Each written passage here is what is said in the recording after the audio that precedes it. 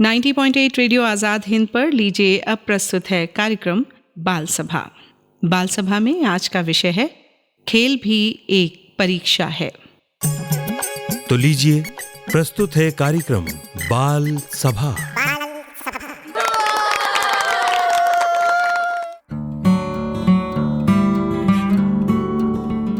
बच्चों नमस्ते, मैं हूं आपकी मनीषा दीदी और हाजिर हूं लेकर आपका सबसे पसंदीदा कार्यक्रम जिसका आप सप्ताह भर इंतज़ार करते हैं, और उस कार्यक्रम का नाम है बाल सभा। तो सबसे पहले तो ये बताइए कि आप लोग कैसे हैं। ये मत सोचिएगा कि आप मुझे जवाब कैसे देंगे, क्योंकि मेरी आवाज़ तो रेडियो के भीतर से आ रही है। तो बस आपने करना इतना है कि अगर आप बिल्कुल ठीक है तो चेहरे पर एक प्यारी सी मुस्कुराहट लाइए, और अगर मन है तो खिलखिलाइए, क्योंकि हंसना स्वास्थ्य के लिए बहुत ज़रूरी है। मैं समझ जाऊंगी कि आप लोग बहुत अच्छे हैं, लेकिन हाँ, ये भी हो सकता है कि कोई बच्चा उदास हो, क्योंकि मुझे ये भी पता है कि इस वक्त आपके वो टर्म 1 टर्म 2 वाले जो एग्ज़ाम होते हैं ना छोटे बच्चों के, वो शुरू हो जाते हैं। और जब वो शुरू हो जाते हैं तो किसी का रिज़ल्ट तो बहुत अच्छा आता है तो बड़ा खुश होता है, और किसी का रिज़ल्ट थोड़ा सा बिगड़ भी जाता है कई बार, तो उसका मुंह बिल्कुल ऐसे हो जाता है, आंखें झुक जाती हैं, वो स्ट्रेस में आ जाता है और सोचता है अब क्या करूं। तो उन बच्चों से भी मेरी बस एक छोटी सी रिक्वेस्ट समझिए, प्यार की समझाइश समझिए, वो यही है कि हर जगह परीक्षा होती है।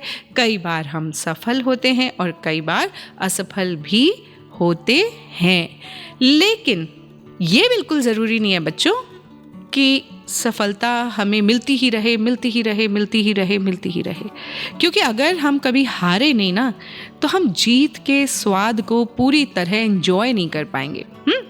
अभी तो हमने आपकी पढ़ाई वाली परीक्षा की बात कर ली, लेकिन बच्चों जानते हैं खेलों में भी एक परीक्षा होती है। हाँ, खेल में भी परीक्षाएं होती हैं। आपको लग रहा होगा अच्छा, तो क्या खेल का भी रिजल्ट आता है? डेफिनेटली आता है। जब कोई खिलाड़ी टॉप पोडियम पे पहुंचता है और पीछे से राष्ट्रगान बजता है, तो वो खेल का रिजल्ट ही तो है। कॉमनवेल्थ गेम में जब अस्मिता डे ने भारत के लिए स्वर्ण पदक जीता ना, और बच्चों पीछे से राष्ट्रगान बजा, तो बस मैं अपनी ही जगह पे खड़ी हो गई, और उसकी आंखों में तो वो चमक दिखाई दे ही रही थी, लेकिन मेरी आंखों में बहुत आंसू थे, क्योंकि मुझे पता है बच्चों, जब कोई खिलाड़ी यहाँ तक पहुँचता है ना, जैसे मैंने बताया कि टॉप पोडियम तक जब आप पहुँचते हो ना, तो उसके पीछे अथक मेहनत होती है, बहुत कड़ा परिश्रम होता है, बहुत अनुशासन होता है, और बहुत सारे लोगों का त्याग होता है, क्योंकि कोई भी खिलाड़ी बच्चों अकेला नहीं बनता। मैं अस्मिता डे की भी आपको कहानी सुनाऊंगी, और मैं आपको कहानी सुनाऊंगी नीरज चोपड़ा की भी, साइना नेहवाल की भी, पीवी संधू की भी, और कहानी आपको सुनाएंगे महेंद्र सिंह धोनी की भी। कोई भी खिलाड़ी जिन्हें आप आज बहुत ज़्यादा लाइमलाइट से घिरा हुआ देख रहे हैं ना बच्चों, उन्होंने बहुत फांके लगाए होते हैं। फांके सिर्फ खाली पेट भोजन वाले फांके नहीं होते, स्ट्रगल के भी फाके होते हैं। हाँ, उन्होंने बहुत ज़्यादा मेहनत की होती है, कितनी तपस्या की होती है उन खिलाड़ियों ने। आपको वो सब कुछ नहीं दिखता। आपको क्या दिखता है? आपको दिखता है एक खिलाड़ी जिसके चारों तरफ लोग खड़े हुए हैं, बहुत सारी कैमरा लाइट्स उस पर पड़ रही हैं, और आपको दिखती हैं लोगों की तालियां, उनके इंटरव्यूज़। लेकिन सच में बच्चों, यकीन मानिए, जब भी आप किसी ऐसे सफल खिलाड़ी को देखते हैं तो उसकी कहानी पढ़ने की ज़रूर कोशिश कीजिए कि उसकी ज़िंदगी दरअसल कैसी थी, है ना? क्योंकि ये ज़रूरी है।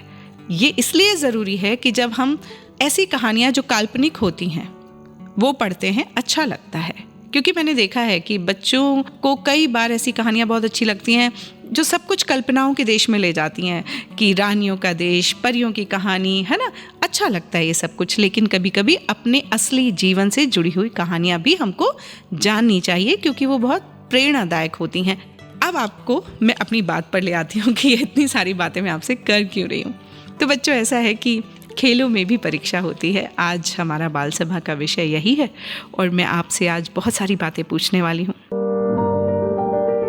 तो चलिए बताइए तो ज़रा कि आप में से कितने बच्चों को दौड़ना अच्छा लगता है, कितनों को बैडमिंटन, कितनों को कबड्डी, हॉकी या बॉक्सिंग पसंद है। ज़रा मन ही मन में अपना हाथ उठा लीजिए। अच्छा, एक और सवाल, कभी आपने सोचा है कि जो खिलाड़ी भारत की जर्सी पहनकर खेलते हैं वो वहाँ तक पहुँचते कैसे हैं? क्या कोई एक दिन में भारत की टीम में आ जाता है? नहीं, उनकी कहानी भी आपकी और हमारी तरह शुरू होती है एक छोटे से स्कूल से, किसी गांव के मैदान से, किसी पार्क से या फिर घर के आंगन से। मान लीजिए आपके स्कूल में दौड़ की प्रतियोगिता हुई, आप पहले स्थान पर आ गए, फिर आपको ब्लॉक स्तर की प्रतियोगिता में भेजा जाता है, फिर आप वहाँ अच्छा प्रदर्शन करते हैं, तो फिर आप कहाँ पहुँचते हैं? आप पहुँचते हैं डिस्ट्रिक्ट लेवल पर, मतलब जिला स्तर पर पहुँचते हैं। अब आप जिले में भी जीत जाते हैं, जैसे ग्वालियर, जैसे शिवपुरी, जैसे भोपाल, ऐसे आप अलग अलग जगह पे जीत जाते हैं। फिर होता है संभाग स्तरीय, है ना। संभाग मतलब उस संभाग में जितने जिले आते हैं आपको वहाँ पे प्रतियोगिता में अपना खेल दिखाना होता है। अब क्या हुआ, अब जब आप संभाग में भी प्रथम आ गए, फिर आप आते हैं स्टेट लेवल यानी कि राज्य स्तरीय प्रतियोगिता में। अब जब आप राज्य स्तरीय प्रतियोगिता में आ जाते हैं तब आपकी जो मेहनत है वो और भी दुगनी, तिगुनी, चौगुनी हो जाती है। आपका अनुशासन और महत्व रखने लगता है, क्योंकि जब आप राज्य स्तरीय प्रतियोगिता में पहुंचते हैं, जैसे मैं मान लूं कि मध्य प्रदेश राज्य स्तरीय कोई खेल प्रतियोगिता है और टीटी नगर जो हमारा स्पोर्ट्स कॉम्प्लेक्स है, अगर वहाँ वो हो रही है तो कोई खिलाड़ी ग्वालियर से आया होगा, कोई खिलाड़ी भोपाल से, कोई खिलाड़ी आया होगा किसी दूसरे संभाग से। आपस में खूब अच्छी प्रतियोगिता होगी। उसके बाद क्या होगा? उसके बाद वहाँ से जो खिलाड़ी प्रथम आएगा ना, वो स्टेट का यानी कि अपने राज्य का प्रतिनिधित्व करेगा। बच्चों, समझ में आ रहा है आपको? ये आपके आंगन से शुरू हुई कहानी कहाँ तक आप पहुँची है। और फिर आप जाओगे नेशनल टीम में खेलने। नेशनल टीम में कैसे खेलोगे? आप जाओगे, अपनी स्टेट का रिप्रेजेंट करोगे और नेशनल जो कॉम्पिटिशन्स होते हैं उसमें आप भाग लोगे। तो अब मान लीजिए कि वो राष्ट्रीय स्तर की प्रतियोगिता कहाँ पर है? मान लीजिए कि भोपाल में ही है। तो भोपाल में कहाँ कहाँ से खिलाड़ी आएंगे? कोई खिलाड़ी आंध्र प्रदेश से होगा, कोई खिलाड़ी महाराष्ट्र से होगा, कोई खिलाड़ी उत्तर प्रदेश से होगा। भारत के जितने राज्य होंगे वहाँ के बेस्ट खिलाड़ी राष्ट्रीय प्रतियोगिता में हिस्सा लेते हैं। और जो खिलाड़ी अपने प्रदेश का प्रतिनिधित्व करता है ना बच्चों, उसके साथ बहुत सारे कोचेस, बहुत सारे मैनेजर, ये सब कुछ आए होते हैं आपका ध्यान रखने के लिए। और फिर आप कैसी डाइट ले रहे हैं, आप खाने में क्या खा रहे हैं, ये प्रदेश स्तर के खेलों से जुड़े जो अधिकारी होते हैं ये उनकी भी जिम्मेदारी बन जाता है। बच्चों, हर चीज़ का आपके ख्याल रखा जाता है।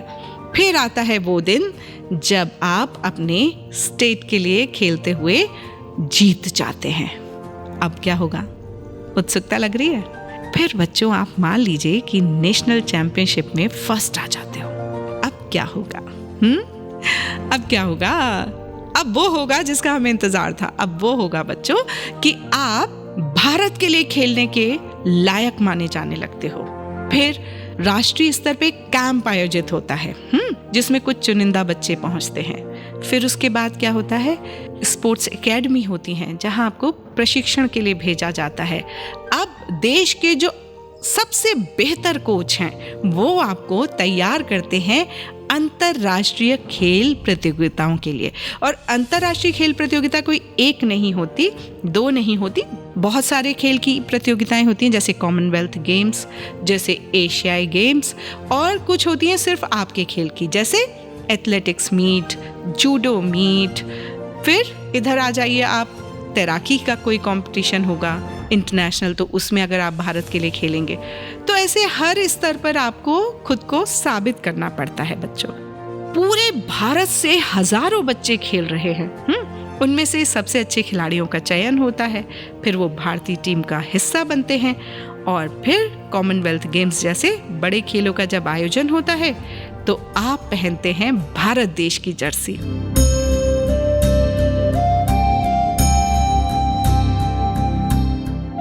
भारतीय खिलाड़ी के सीने पर तिरंगा लगा होता है और फिर वो दुनिया के सामने उतरते हैं। ये सोचने मात्र से ना आपको कितना गर्व महसूस होने लगता है। तो सोचिए कि जिस दिन आप ये कर रहे होंगे बच्चों, वो कितने गौरव के पल होंगे। लेकिन उसके लिए आपको करना क्या है? अगर कोई खिलाड़ी केवल एक प्रतियोगिता वाले दिन ही अभ्यास करे तो क्या वो जीत पाएगा क्या बच्चों? नहीं, जीत उसको मिलती है जो रोज अभ्यास कर रहे हैं, जो समय का पालन कर रहे हैं, अच्छा भोजन कर रहे हैं, दोबारा दोबारा और दोबारा कोशिश कर रहे हैं, क्योंकि खेलों में हर बार आपको जीत मिले ये बिल्कुल ज़रूरी नहीं है। मैंने कहा ना, खेल भी एक परीक्षा है। तो जो हार गए हैं वो फिर खड़े हो रहे हैं। और याद रखिए, मेडल गले में भले ही एक दिन पड़ता हो बेटा, लेकिन उसके पीछे कई वर्षों की मेहनत, पसीना और धैर्य छिपा होता है। तो आज जब आप ये बाल सभा सुन लीजिएगा तो आप ये ज़रूर सोचिएगा कि आपको कौन सा खेल सबसे ज़्यादा पसंद है, और फिर अपने माता पिता और खेल शिक्षक से बात कीजिएगा कि आपके सपनों की शुरुआत कैसे की जाए। क्या वो दिन आज का ही है? मतलब जब ये बाल सभा आप सुन रहे हैं और आपके मन में ये बात आ रही है कि आज मुझे दीदी ने बता दिया है कि मैं कैसे एक स्तर पार करता जाऊंगा और एक दिन मैं भी भारत की जर्सी पहन सकता हूँ या पहन सकती हूँ, तो फिर आज से ही सपने देखना शुरू कर दीजिए। और सिर्फ सपने देखना शुरू मत कीजिएगा बच्चों, उसके पीछे कड़ी मेहनत भी कीजिएगा। अब आपको मैं कुछ उन लोगों की बातें बताने जा रही हूँ जिनको आपने सिर्फ मेडल पहनते हुए देखा है, लेकिन उसके पीछे उनका बहुत कड़ा अभ्यास है बच्चों। नीरज चोपड़ा, आपने नाम तो सुना ही होगा, क्योंकि जब नीरज चोपड़ा मैदान में आते हैं तो लाखों करोड़ों भारतीय टकटकी बांधे बस उनके भाले को और उनकी स्पीड को देखते रहते हैं कि कैसे भी वो जो आखिरी लाइन है उसको क्रॉस कर जाए नीरज चोपड़ा का भाला और देश को मेडल मिल जाए, है ना। तो जब ये हम उम्मीद बांधते हैं तो उसके पीछे कितने लोगों की मेहनत होती है। वो हरियाणा के रहने वाले हैं और अपने गांव में उन्होंने एक दिन स्टेडियम में भाला फेंकते कुछ खिलाड़ियों को देखा। सिर्फ देखा था, लेकिन वो स्टेडियम गए क्यों थे ये पता है आपको? मैंने एक बार नीरज चोपड़ा का इंटरव्यू सुना था। वो कह रहे थे कि मैं बहुत मोटा हुआ करता था और घर वाले कहते थे कि थोड़ा फिट हो जाओ, और जब फिट होने की शुरुआत करने के लिए मैं स्टेडियम के मैदान में सिर्फ दौड़ने गया हुआ था तो मुझे लगा कि ये तो मैं भी फेंक सकता हूँ। देखिए सपने की शुरुआत कैसे होती है। जो लोग भाला फेंक रहे थे उनको देखकर नीरज चोपड़ा ने ये सोचा कि अब से मैं भी जेवलिन थ्रो करूँगा, लेकिन वो लोग आज नीरज चोपड़ा जी के लिए तालियां बजाते हैं। पता आपको, जो सिर्फ अपना वेट रिड्यूस करने गए थे वो आज भारत के लिए ओलंपिक में मेडल ला रहे हैं, वो आज भारत के लिए कॉमनवेल्थ में मेडल ला रहे हैं, एशियाई खेलों में मेडल ला रहे हैं, और एथलेटिक्स चैंपियनशिप्स में तो ना जाने कितने मेडल ला रहे हैं। तो देखिए बच्चों, ये प्रेरणा बहुत बड़ी है। मीराबाई चानू मणिपुर के एक छोटे से गाँव की बेटी हैं। जंगल से लकड़ियाँ उठा कर घर लाती थी। सुना तो मैंने ये भी है कि वो अपने बड़े भाई से भी ज़्यादा वज़न की लकड़ियाँ अपने घर लाती थीं, क्योंकि परिवार की आर्थिक स्थिति बहुत साधारण थी, लेकिन उनके हौसले बहुत बड़े थे बच्चों।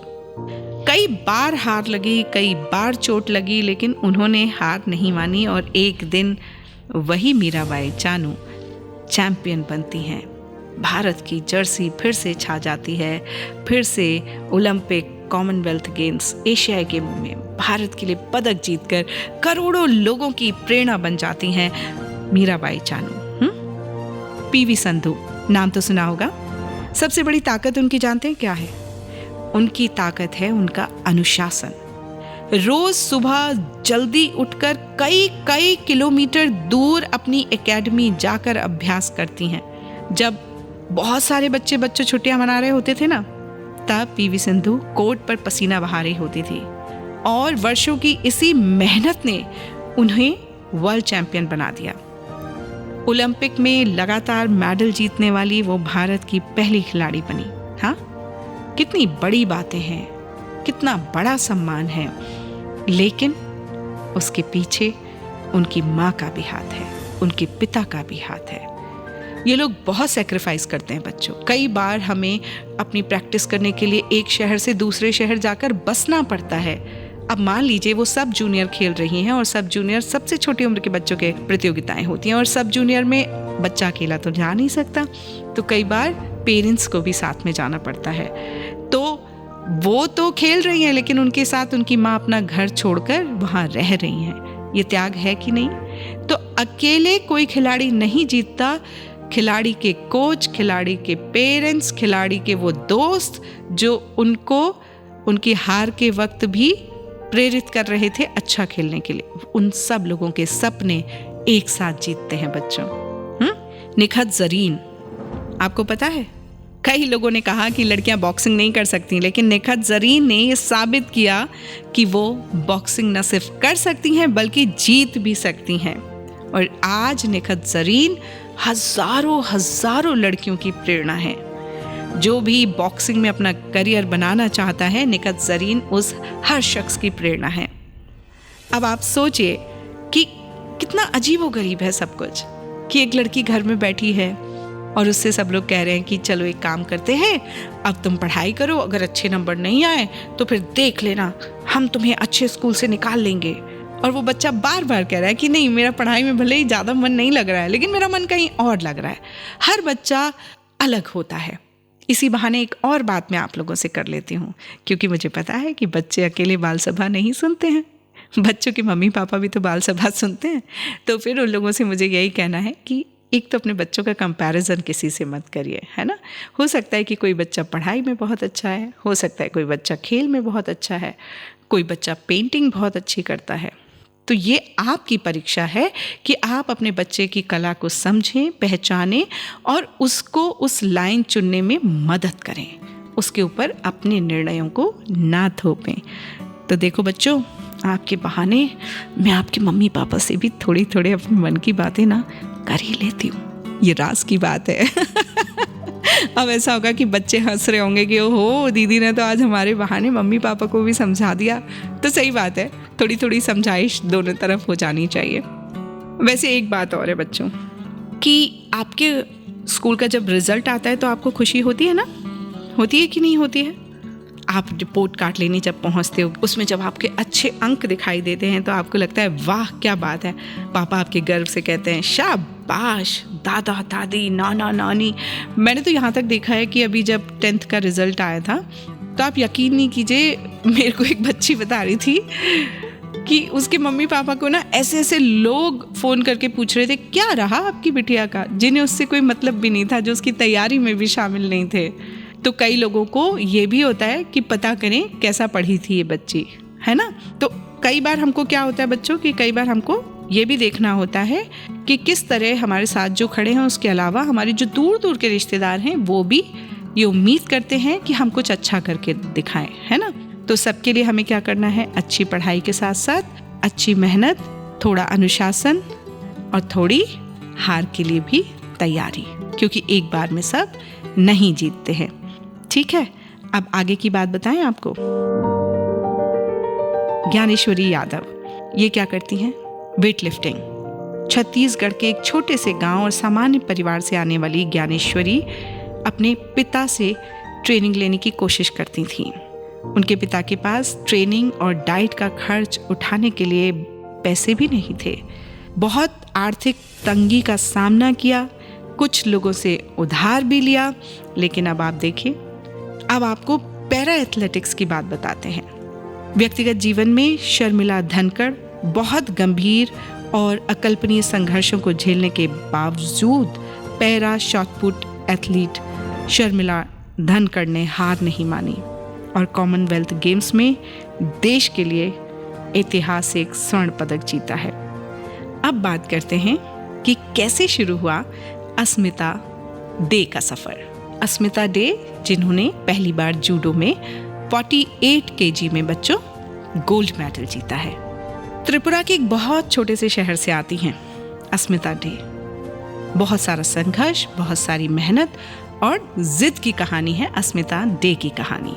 मैंने कहा था ना, कई बार हमें काल्पनिक कहानियाँ नहीं पढ़नी चाहिए, हमें कई बार वो कहानियाँ पढ़नी और सुननी चाहिए और सुनानी चाहिए जो रियल लाइफ से आती हैं, मतलब हमारे देश के असली हीरो की कहानी। हाँ, उनके पिता साइकिल की मरम्मत का काम करते थे और वो देश के लिए जूडो में राष्ट्रमंडल खेलों में स्वर्ण पदक ले आई हैं। फाइनल में उन्होंने कनाडा के खिलाड़ी को हराया। अस्मिता ने खेल की शुरुआत जूडो से नहीं की थी, ये और एक खास बात है। उन्होंने 800 मीटर की दौड़ से अपने खेलों की शुरुआत की थी। ठीक, मतलब उनका इवेंट जूडो नहीं था, उनका इवेंट क्या था, 800 मीटर रेस। लेकिन 2015 में त्रिपुरा स्पोर्ट्स स्कूल में दाखिला लेने के बाद उन्होंने प्रशिक्षकों की सलाह पर जूडो को अपनाया था, क्योंकि जूडो में लोगों को लगता है सिर्फ स्ट्रेंथ की ज़रूरत होती है, लेकिन मैं आपको बताऊं, सारे जूडोकाज सिर्फ स्ट्रेंथ से नहीं बल्कि अपनी फुर्ती से भी जीतते हैं। कई बार अपनी टेक्निक से भी जीतते हैं, क्योंकि खेलों में टेक्निक्स का बहुत महत्व है कि आप तकनीकी रूप से कितने सजग हैं, कितनी जल्दी आप ये पहचान लेते हैं कि आपके सामने वाले मतलब आपके अपोनेंट की कमज़ोरी क्या है और उसी पर आप वार करते हैं, तब आप जीतते। बहुत रणनीति होती है बच्चों खेलों के पीछे। आपको एक कंपटीशन जीतने के लिए आपके अपोनेंट यानी कि आपके दूसरी तरफ जो खिलाड़ी खड़ा हुआ है उसके ढेर वीडियो देखने होते हैं, बहुत मेहनत लगती है कि ये किस तरह से खेलता है, इसका पैटर्न क्या है। तो ये खेलों की परीक्षा ऐसे होती है, और जब आप देख लेते हैं कि ये खिलाड़ी ऐसे खेलता है, ये इसकी ताकत है, ये इसकी कमज़ोरी है, तो फिर आप अपनी खेल की रणनीति उस हिसाब से बनाते हैं। राष्ट्रीय स्कूल खेल में खेलो इंडिया प्रतियोगिताओं में बहुत अच्छा प्रदर्शन किया। और आपको एक और राज की बात बताऊं, जो भोपाल में भारतीय खेल प्राधिकरण के क्षेत्रीय केंद्र हैं उसमें भी अस्मिता डे ने प्रशिक्षण लिया है। मतलब कहीं ना कहीं हमारे भोपाल से भी इस गोल्डन गर्ल का नाता है। खास बात यह है कि ये जब लगातार मेहनत कर रही थी, इनके पिता की स्वास्थ्य में गड़बड़ी हुई, लेकिन इनकी माँ ने निर्णय लिया कि कुछ भी हो मेरी बेटी इस वक्त खेलने जाएगी। हाँ, ये बहुत बड़ी बात होती है कि जब परिवार पे संकट हो और उस वक्त भी हम बच्चे की जीत को चुने, तो ये बेटा बहुत कठिन निर्णय होता है। इसके लिए हमें अपने माता पिता को ढेरों धन्यवाद देना चाहिए, है ना। और आज जब वो मेडल जीत गई हैं, सब लोग उनकी तरफ बहुत उम्मीद भरी नज़रों से देख रहे हैं, तब वो गर्व से कह पा रही हैं कि ये मेडल मैं अपने कोच और अपने पिता को डेडिकेट करती हूँ। अच्छा लगता है ना ये सब सुन के। तो खेलों की परीक्षा किस तरह से होती है ये आप समझ गए हैं। आपको ये भी बता दूं कि इन्हीं खेलों की बदौलत उन्हें यूपी पुलिस में नौकरी भी मिली हुई है। तो कई बार जब आप अच्छा खेल खेल रहे होते हैं अपने स्टेट के लिए, अपने कंट्री के लिए, तो बच्चों आपको सरकारी नौकरियों में भी जगह मिलती है, क्योंकि हर विभाग अपनी तरफ से कुछ खिलाड़ियों को भेजता है। जैसे रेलवे के अलग प्लेयर्स होते हैं जो अलग अलग कंपटीशन में जाते हैं। ऐसे बहुत लंबी लिस्ट है जो मैं आपको बता सकती हूँ, लेकिन एक कार्यक्रम में ये सब कुछ बता पाना संभव नहीं है। लेकिन हाँ, मैं चाहती यही हूँ बच्चों कि आप लोग जो भी बाल सभा से जुड़े हुए हैं वो बच्चे खूब खेलें और खेलों को प्रोफेशन की तरह भी अपनाएं। जो बच्चे बहुत अच्छा कर रहे हैं खेल के मैदान पर, वो इसे प्रोफेशन की तरह लें। तो इतनी सारी बातें बता देने के बाद आपको पता ही है कि हमारे कुछ संकल्प हम बाल सभा के अंत में ज़रूर लेते हैं। तो चलिए आंखें बंद कर लीजिए।